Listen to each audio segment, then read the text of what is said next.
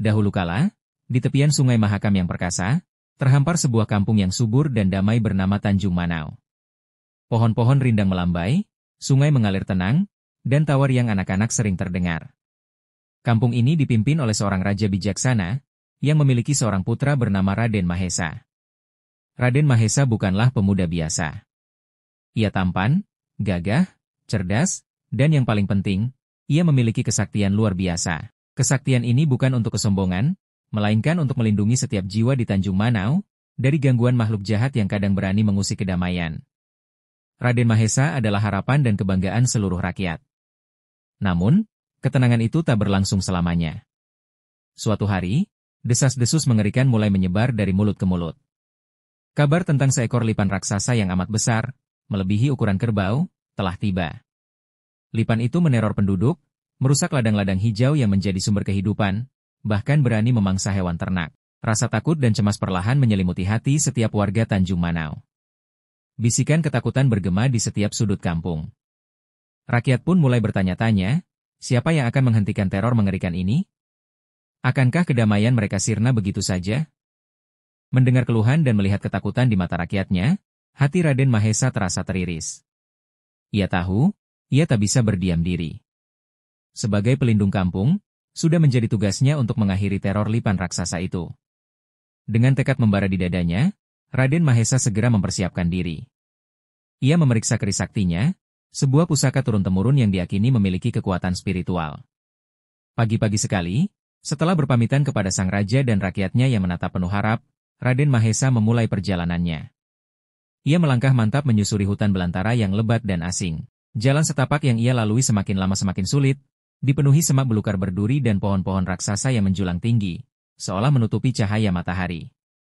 Suara-suara hutan yang misterius mengelilinginya, namun sedikit pun tidak menggoyahkan niatnya. Raden Mahesa terus melangkah, matanya waspada mencari tanda-tanda keberadaan sang lipan.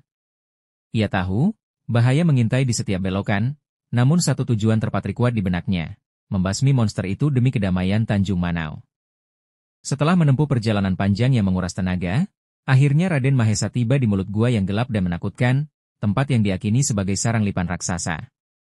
Ia menarik napas dalam-dalam, mempersiapkan diri untuk menghadapi apapun yang menunggunya di kegelapan. Dengan keris terhunus, Raden Mahesa melangkah masuk ke dalam lorong gua yang lembab dan dingin. Langkahnya perlahan namun pasti, matanya tajam mengawasi setiap sudut yang gelap. Aroma tanah basah dan sesuatu yang aneh menusuk hidungnya. Semakin jauh ia melangkah, suara dengkuran berat mulai terdengar, bergetar di dinding-dinding gua. Rupanya, lipan raksasa itu sedang tertidur lelap. Ini adalah kesempatan emas bagi Raden Mahesa.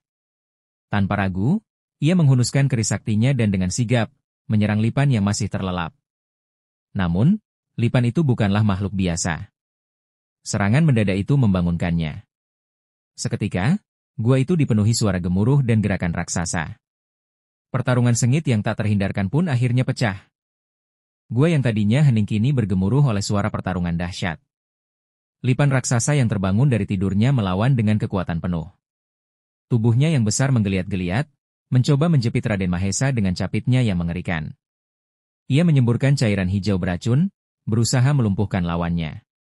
Namun, Raden Mahesa bukanlah tandingan yang mudah. Dengan kelincahan luar biasa, ia berhasil menghindari setiap serangan mematikan lipan. Ia melompat, berguling, dan menghindar di antara kaki-kaki raksasa lipan, mencari celah untuk melancarkan serangan balasan. Keris saktinya berkelabat, memancarkan cahaya di kegelapan gua. Setiap ayunan keris Raden Mahesa adalah serangan penuh perhitungan. Lipan itu meraung marah, semakin frustrasi karena tak mampu mengenai pahlawan muda ini. Udara di dalam gua terasa tegang, dipenuhi aura pertarungan hidup dan mati antara kebaikan dan kejahatan. Kedua belah pihak saling menyerang, tak ada yang mau menyerah. Pertarungan yang panjang dan melelahkan mencapai puncaknya. Baik Raden Mahesa maupun lipan raksasa sudah kehabisan banyak tenaga. Namun, Raden Mahesa tahu ini adalah momen krusial. Ia harus mengakhiri semua ini demi rakyatnya. Dengan sisa tenaga dan tekad yang tak tergoyahkan, ia melancarkan serangan terakhirnya yang paling mematikan.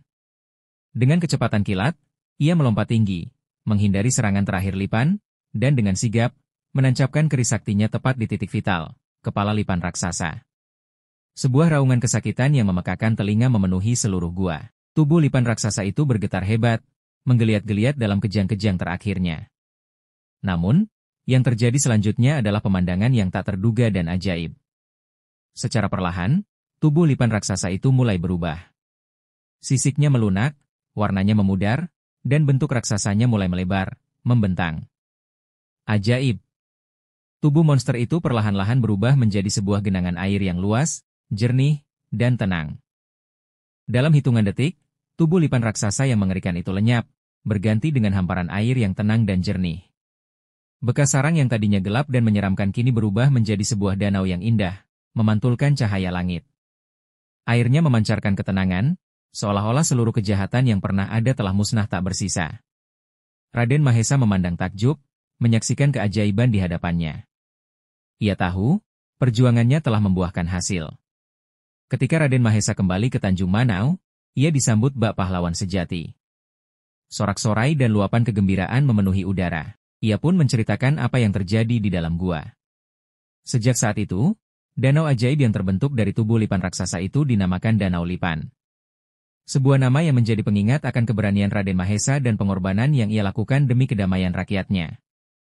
Hingga kini, Danau Lipan masih berdiri megah di Kutai Kartanegara, menjadi saksi bisu sebuah kisah heroik, sekaligus mengajarkan kita bahwa keberanian dan pengorbanan demi kebaikan akan selalu membawa hasil yang indah, dan bahwa setiap kejahatan, pada akhirnya, akan terkalahkan oleh kekuatan hati yang tulus.